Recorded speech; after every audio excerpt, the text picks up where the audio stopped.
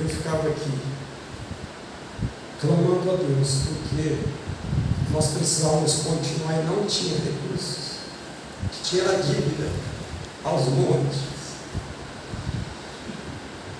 Em novembro de 2014, há quase 10 anos atrás, nós inaugurávamos esse templo para a glória de Deus.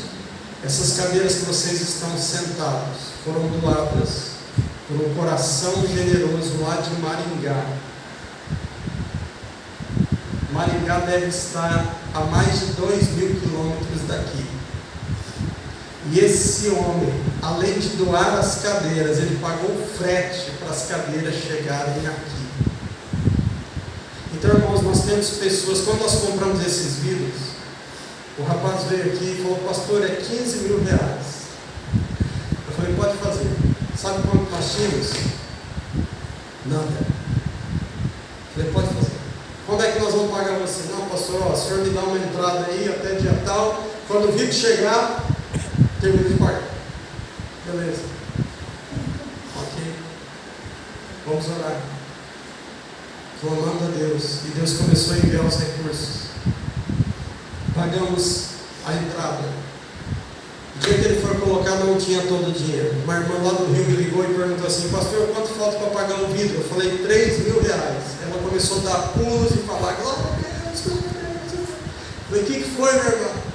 Pastor, uma pessoa me ligou agora e disse que está enviando aí para ajudar os vidros 3 mil reais. Então, experiências assim, irmãos, aqui foram aos montes. Cada canto dessa igreja tem uma história. Cada vida aqui tem uma história nesse lugar. Foi aqui que Deus começou a sua trajetória. Talvez você não é mais membro aqui por razões diversas, não é? Mas eu louvo a Deus porque essa igreja impactou essa cidade com o Evangelho e vai continuar impactando com o Evangelho. E o Evangelho de Cristo é poderoso.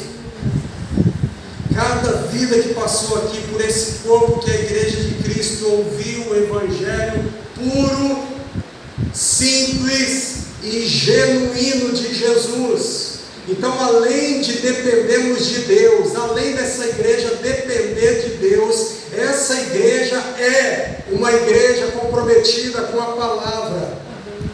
Nessa igreja aqui, a palavra nos molda e não nós moldamos a palavra. Essa igreja é uma igreja missionária. Missões está no DNA dessa igreja. E amados, Deus não nos deu esse local apenas para nos reunirmos confortavelmente e fartarmos a nossa alma da palavra. Deus nos deu esse lugar, Deus levantou esse lugar para que nós pudéssemos servi-lo com todo o ardor, com toda a paixão, com todo o amor pela obra dele, pela obra missionária e pelo amor às almas. Essa é a razão de existir dessa igreja, cumprir o seu papel missionário. Irmãos, muitos crentes espalhados sobre essa terra não entendem missões como deveriam entender. Há muita gente que entende missões como apenas uma área que alguns atuam. Não, isso é coisa de missionário, isso é coisa do Gustavo e da Cíntia, isso é coisa desses jovens meio malucos que resolvem ir para uma agência missionária, para outra nação. Então, infelizmente, a igreja não compreende plenamente. E não é isso que a Bíblia aponta. A Bíblia não aponta que missões é só para um grupo, que missões é só para alguns.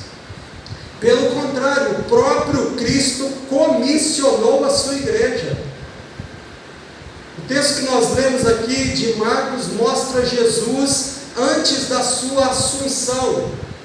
Antes de Jesus subir aos céus para sentar à direita de Deus, ele deixou claro a missão dos seus discípulos.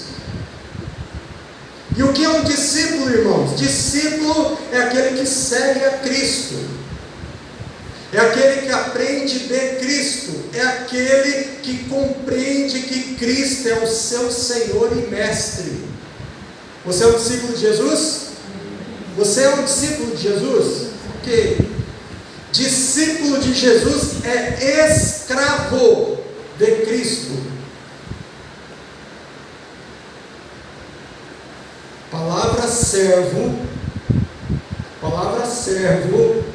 é escravo.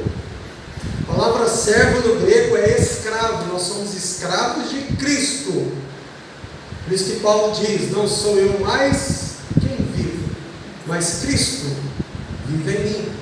Então, se você é discípulo, você tem uma missão. E essa missão é intransferível. Você não pode colocar na conta do outro.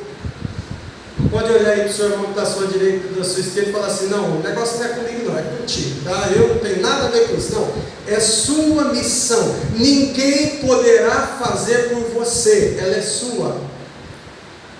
E qual é a sua missão? Qual é a sua missão? É exatamente o que Marcos registra no capítulo 15 do verso no verso 15 do capítulo 16: enquanto estiveres indo, preguem o Evangelho. Irmão, Jesus está nos ensinando que enquanto estivermos nos movendo, você só não vai pregar quando você estiver onde? Deitado dormindo.